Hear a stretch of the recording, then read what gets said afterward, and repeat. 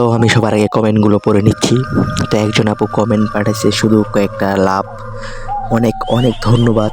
এই লাভ আপনার ভালোবাসায় আমাদের এগিয়ে যাওয়ার শক্তি। তো তারপর আরেকটা ভাই কমেন্ট করছেন যে এটা কি সত্যি, সত্যি কিনা জানতে চাইলে রাত 3:13 একা শুনে দেখুন, তারপর আপনার আবার এসে বলবেন। আর আরেকটা কথা, সব সত্যি সবার জন্য নয়, কিছু সত্য জানার পর মানুষ আগের মতো থাকে না। তো আরেক ভাই কমেন্ট করছেন যে তুমি যদি মারা যাও ওই ভিডিও লেখলো কে? দারুণ প্রশ্ন। রহস্যটা আপাতত থাকুক, তবে আপনার মতো দর্শকদের জন্যই নতুন নতুন গল্প নিয়ে সবসময় হাজির হব, পাশে থাকবেন। আর সবার উদ্দেশ্যে বলতে চাই, আপনার মূল্যবান মন্তব্যের জন্য অসংখ্য ধন্যবাদ। সকলকে আমার কলিজা থেকে ধন্যবাদ জানাচ্ছি। আপনার ভালোবাসা ও সমর্থনই আমাদের সবচেয়ে বড় শক্তি। এমন আরও ভৌতিক রহস্যময় ও রোমাঞ্চকর গল্প পেতে চ্যানেলটি সাবস্ক্রাইব করে পাশে থাকুন। সবাই ভালো থাকবেন। তো এখন আমরা মূল ঘটনায় ফিরি। 1959 সালের শীত, বরফে ঢাকা পাহাড়ে 9 জন অভিজ্ঞ তরুণ তরুণী ট্রেকিং করতে গিয়েছিলেন। তাদের সবারই পাহাড়ে ওঠার অভিজ্ঞতা ছিল, কিন্তু কয়েকদিন পর উদ্ধারকারী দল যা দেখেছিল তা আজও পৃথিবীর অন্যতম বড় রহস্য। তাঁবু ভেতর থেকে ছুরি দিয়ে কাটা, সবাই খালি পেয়ে বরফের মধ্যে দৌড়ে পালিয়েছে। কেউ মারা গেছে গাছের নিচে, কারো শরীরে ভয়ঙ্কর আঘাত, কিন্তু আশেপাশে কোনো খুনির চিহ্ন নেই। 64 বছর পরেও কেউ নিশ্চিত করে বলতে পারেনি সেদিন রাতে আসলে কি ঘটেছিল। আজ আমি শোনাবো পৃথিবীর সবচেয়ে রহস্যময় সত্য ঘটনাগুলোর একটি, ডায়াল পাসের রহস্য। যাত্রার শুরু। আর তার আগে আমি একটা কথা বলে নিচ্ছি, যদি ভৌতিক গেম কথা চ্যানেলটি সাবস্ক্রাইব না করে থাকেন তাহলে অবশ্যই সাবস্ক্রাইব করে দেবেন এবং পাশে থাকা বেল আইকনটি অন করে দিবেন, তাহলে এমন রহস্যময় ঘটনা আপনারা আরও শুনতে পারবেন। তো আমি ঘটনা শুরু করছি, আশা করি আপনাদের কাছে অনেক ভালো লাগবে। 1959 সালের জানুয়ারি মাস, তৎকালীন সোভিয়েত ইউনিয়নের 10 জন বিশ্ববিদ্যালয় শিক্ষার্থী উরাল পর্বতামলয় ট্রেকিং অভিযানে বের হন। তারা সবাই দক্ষ পর্বতারোহী ছিলেন, কিন্তু যাত্রার শুরুতেই একজন অসুস্থ হয়ে ফিরে যান। ফলে বাকি 9 জন এগিয়ে যান। তারা পরিবারের কাছে প্রতিশ্রুতি দিয়েছিলেন নির্দিষ্ট দিনে ফিরে এসে টেলিগ্রাম পাঠাবেন, কিন্তু সেই বার্তা আর কখনো আসেনি। নির্ধারিত দিন পেরিয়ে গেল, একদিন, 2 দিন, তারপর 1 সপ্তাহ, কিন্তু 9 জনের কেউই ফিরে এলো না। পরিবারের লোকজন উদ্বিগ্ন হয়ে বিশ্ববিদ্যালয়ের কাছেও অভিযোগ করেন। এরপর শুরু হয় বিশাল উদ্ধার অভিযান। কয়েকদিন খোঁজার পর পাহাড়ের ঢালে বরফের নিচে তাদের তাঁবু খুঁজে পাওয়া যায়, কিন্তু তাঁবুর কাছে গিয়ে উদ্ধারকারীরা হতবাক হয়ে যান। তাঁবুটি ভেতর থেকে ছুরি দিয়ে কেটে বের হওয়া হয়েছে, যেন ভেতরে থাকা মানুষগুলো দরজা খুলে বের হওয়ারও সময় পায়নি। আরও অবাক করার বিষয় ছিল, তাঁবুর ভেতরে পড়েছিল তাদের শীতের জ্যাকেট, জুতা, খাবার, ক্যামেরা, টাকা, সব কিছু, কিন্তু মানুষগুলো নেই। বরফের উপর দেখা গেল এক সারি পায়ের ছাপ, কেউ খালি পায়ে, কেউ শুধু মোজা পরে, কেউ আবার এক পায়ে জুতা আর অন্য পা খালি অবস্থায় হেঁটেছে। তাপমাত্রা ছিল প্রায় 30 ডিগ্রি সেলসিয়াস। এমন ঠান্ডায় কয়েক মিনিটেও টিকে থাকা কঠিন।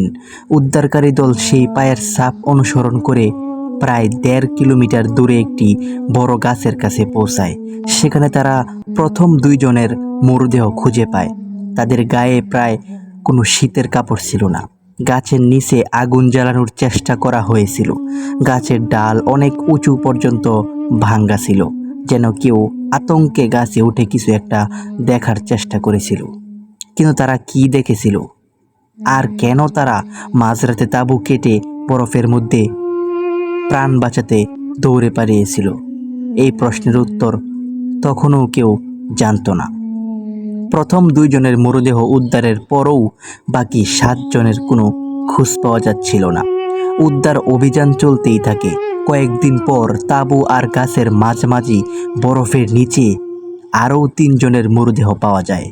তাদের দেখে মনে হচ্ছিল তারা শেষ মুহূর্ত পর্যন্ত তাঁবুর দিকে ফিরে যাওয়ার চেষ্টা করেছিল, কিন্তু প্রচণ্ড ঠান্ডা আর তুষার জ্বর তাদের আর ফিরতে দেয়নি। এতেই যদি রহস্য শেষ হতো, কিন্তু না। বরফ গলতে শুরু করার প্রায় 2 মাস পর একটি গভীর খাদে বাকি 4 জনের মরদেহ উদ্ধার করা হয়। এবার চিকিৎসকরা যা দেখলেন তা আরও বিস্ময়কর। একজনের বুকের একাধিক হাড় ভেঙে গিয়েছিল, আর একজনের মাথার খুলিতে গুরুতর আঘাত ছিল। কিন্তু আশ্চর্যের বিষয়, তাদের শরীরে বাইরে থেকে মারধরের তেমন কোনো চিহ্ন ছিল না।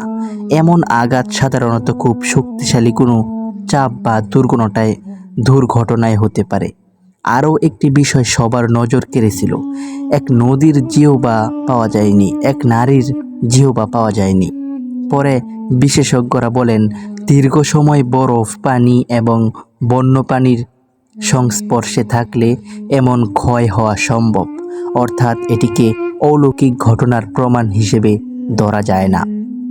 তদন্তকারীরা চারপাশ খুঁজেও কোনো খুনির পদচিহ্ন, অস্ত্র বা অন্য কারো উপস্থিতির প্রমাণ পাননি।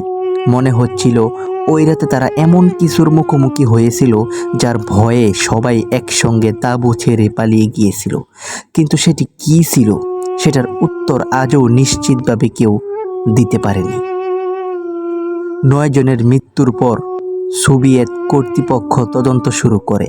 প্রথমে ধারণা করা হয়েছিল হয়তো কোনো বন্যপ্রাণী হামলা করেছিল, কিন্তু ঘটনাস্থলে এমন কোনো প্রমাণ পাওয়া যায়নি। এরপর সন্দেহ করা হয় হয়তো কেউ তাদের হত্যা করেছে, কিন্তু আশেপাশে অন্য কারো পায়ের ছাপ, অস্ত্র বা সংঘর্ষের স্পষ্ট চিহ্ন ছিল না। এরপর তদন্তকারীরা আরও কিছু অদ্ভুত তথ্য পান। কিছু পোশাকে স্বাভাবিকের চেয়ে বেশি তেজস্ক্রিয়তার রেডিয়েশন চিহ্ন পাওয়া যায়, তবে এটি কেন ছিল তার নিশ্চিত ব্যাখ্যা মেলেনি।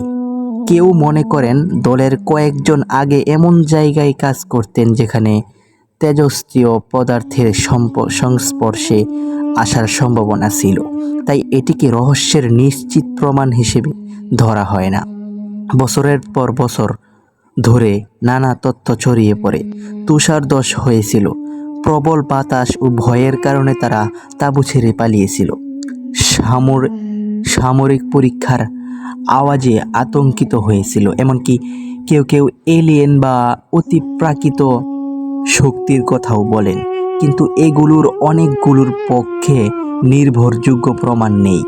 দীর্ঘ সময় পর গবেষকরা সবচেয়ে গ্রহণযোগ্য ব্যাখ্যা হিসেবে এক ধরনের ছোট কিন্তু বিপজ্জনক তুষারধস, সেলফ অ্যাভালেন্স এবং চরম আবহাওয়ার কারণে সৃষ্ট আতঙ্কের তথ্যকে গুরুত্ব দেন। অর্থাৎ তারা হয়তো ভেবেছিলেন তাঁবুর উপর বড় তুষারধস নামতে যাচ্ছে, তাই দ্রুত বেরিয়ে পড়েন। এরপর অন্ধকার, প্রচণ্ড ঠান্ডা ও ঝড়ের মধ্যে তারা আর নিরাপদে ফিরতে পারেননি। তবুও একটি প্রশ্ন আজও উত্তরহীন রয়ে গেছে। যদি শুধু তুষারধসের ভয়ই কারণ হয়ে থাকে, তাহলে তাঁবু থেকে মাত্র কিছু দূরে থাকা উচ্চ কাপড় আর জুতা নিতে তারা কেন ফিরে যেতে পারেনি? এই ঘটনার শেষ অধ্যায় আজকের বিজ্ঞান কি বলে, কেন এটি এখনও বিশ্বের সবচেয়ে রহস্যময় সত্য ঘটনাগুলোর একটি হিসেবে বিবেচিত হয়, এবং এই ঘটনা থেকে আমরা কি শিখতে পারি, তা আমাদেরকে দেখতে হবে পরবর্তী ভিডিওতে, পার্ট 2 এর মধ্যে। তো সকলে ভালো থাকবেন এবং এমন রহস্যময় আশ্চর্যজনক ভিডিও পেতে আমাদের চ্যানেলটি সাবস্ক্রাইব করবেন, ভৌতিক গেম কথা চ্যানেলটি।